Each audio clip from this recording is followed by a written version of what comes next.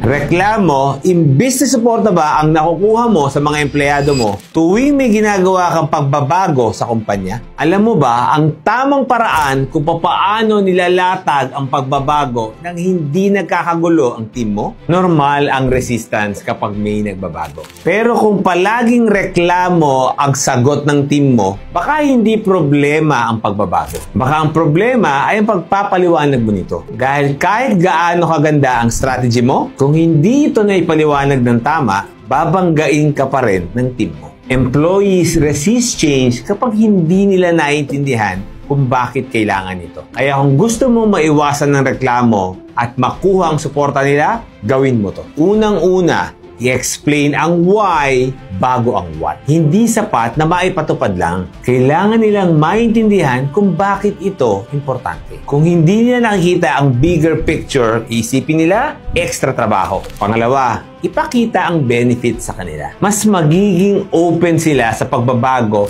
kung malinaw kung paano ito nakakatulong sa kanila. Kapag nararamdaman nila na para lang to sa kumpanya at hindi sila kasali sa progress, good luck kung makuha mo pa ang buy-in nila. Pangatlo, makinig sa feedback. Hindi ibig sabihin dahil ikaw yung may-ari, alam mo na lahat. Minsan, hindi naman sa mismong pagbabago ang problema, kung hindi sa execution. Kung nakikinig ka, baka mas maayos at mas tanggapin pa nga nila ang transition. Pang-apat, ipakita na may direksyon ang kumpanya. Kapag may tiwala sila sa vision mo, mas madali silang susunod. Kung gulo-gulo ang messaging mo, syempre, maguguluhan at magdududa rin sila. Leaders don't just dictate change. They inspire confidence in the process. Tandaan mo to, change is uncomfortable. Pero kung tama ang paglatag mo nito, imbis na reklamo ang maririnig mo, suporta ang makukuha mo. Ang pinakamadaling paraan para hindi ka nabanggain ng team, pakita mo na kasama sila sa progress